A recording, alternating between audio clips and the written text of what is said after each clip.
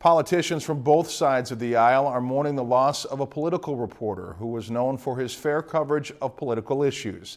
Brad Swenson, who began working for the Bemidji Pioneer in May 1980, died unexpectedly yesterday.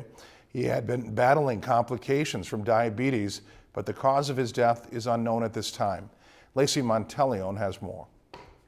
What specific areas do you see that you can find $6 billion to cut, and what taxes, if they were to be increased, Brad Swenson served on the media panel for Lakeland Public Television's debates for the past 12 years, and few reporters could keep politicians on their toes like Swenson. I would warn them that he was very knowledgeable, and they'd sit down, and yes, they were always very surprised because he not only knew what their positions were, but he knew what their opponents' positions were, and he'd say something, well, your opponent says that this about you. What do you say about that? While Swenson did a good job of figuring out politicians, it seems they had a difficult time figuring him out. I never could quite figure out exactly where he was on the political scale, if he leaned a little left or leaned a little right. Doeden, publisher at the Bemidji Pioneer, says that is where Swenson's real talent showed. You would get comments from both sides, and I think that that's what you find is that that he was, he was fair to both sides, and that's what I admired about him. Fuller says Swenson had to walk a fine line when trying to be fair to both sides, but Swenson had a remarkable knowledge of the issues. I always said he was incredibly fair with me.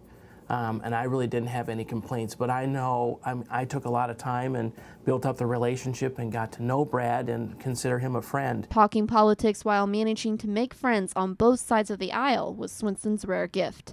Lacey Monteleone, Lakeland News.